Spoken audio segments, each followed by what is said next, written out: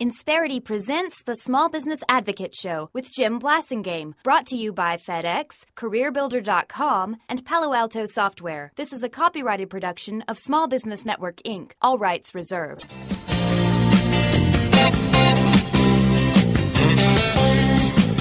Then the man steps right up to the microphone. Welcome back, 23 after the hour. Thank you very much for staying with me. My pleasure, as always, to continue to be with you. I'm Jim Blasingame, and you're listening to the Small Business Advocate Show. And if you put a .com on the end of Small Business Advocate, you'll find my website, where you can find the things that Adrian Ott and I have talked about in the past, as she's been joining us as a member of our Brain Trust. Don't forget all the other things you can do there. We update that website every day, and you can subscribe to my newsletter there. I hope you'll do that if you haven't already. We'll send that to you every Sunday afternoon by email, get you ready for the week ahead. We got a poll question there. We ask a different one every week. And the archives, the articles, the Brain Trust members, et cetera, lots of stuff that will help you. Adrian Ott is our guest. As I said, she's the author of the 24-Hour Customer. Speaking of the customer, Adrian, one of the things that I've been, as you know, I've been harping on for the last year or two has been this galactic thermonuclear conversion from the 10,000-year-old age of the seller, to the brand spanking new 15, 16-year-old age of the customer. And that's the conversion. The conversion has been caused by all the information that's available to customers. Customers now know just about as much as you know when you go to sell them, don't they, Adrian? Absolutely, they do. And this is an opportunity and a challenge for small businesses. Well, it is, because the challenge is to get rid of the attitudes and the practices that were age of the seller practices that are not fulfilling the customer expectations. The opportunity, in my opinion, Adrian, is nobody does this better than small businesses. They do, and I think because small businesses really understand who their customers are, they can help target and help customers filter through all of that information, right. And that's appreciated by customers.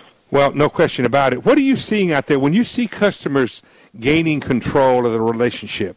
How's it manifesting when you look at it?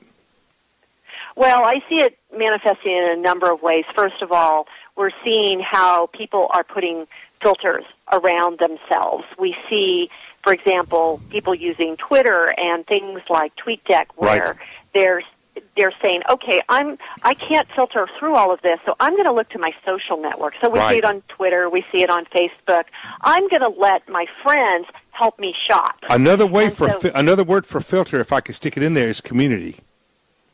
Communities, absolutely. Your communities, your social graph, and this is both offline and online. Mm-hmm. So we don't have all the time, and this is where some of my work on timeonomics comes in. We don't have time to basically do that full evaluation of everything that we buy. And so customers are looking for shortcuts. And so we look to our communities. Mm-hmm. We look to one of the things that I've been doing a lot of work on recently is evaluating something I'm calling, instead of instant gratification, it's something I'm calling instant gradification. In other words, we grade things. We're looking for reviews. We want that 5-star review. We want to know the social score, these things like these social metrics that are starting to come out, because we just give me the number and let me move on. Well, that's what happens. That's the UGC, the user-generated content.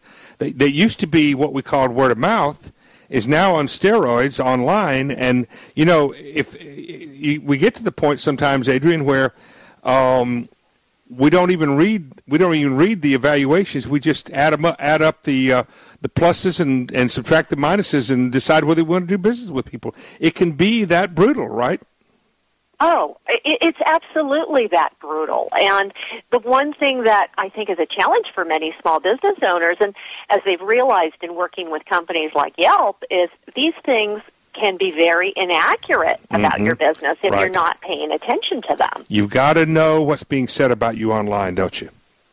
Yeah. In fact, there was a study recently that a large amount of customers are using they're in the store. If you have a physical presence, they're in the store and they're looking you up online, right, and they're checking you out.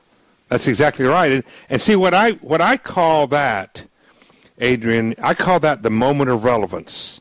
When a customer is making a decision, they're more likely to not be in your store. You're more likely to not even know they exist.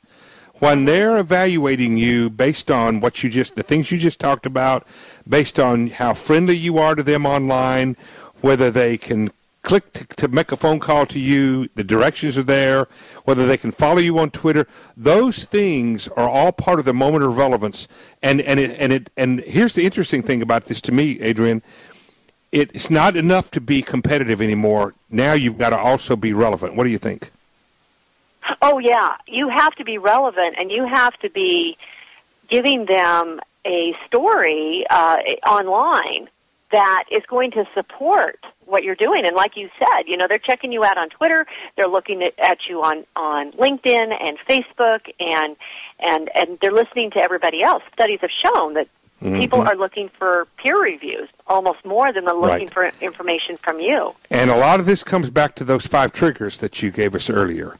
Yeah, the triggers are the ways that you can start to manage some of this stuff. Now, you can't completely control the customer, but take a look at some of these online sites, the folks like the Facebook. Study them. You will see, gamification, the use of games to engage people. Right.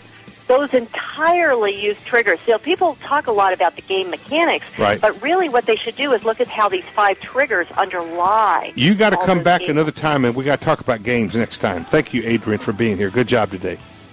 Oh, it's been a pleasure, Jim. Adrian Ott, ladies and gentlemen. 24hourcustomer.com is her website. Quick break. Stay with me. I'll be right back.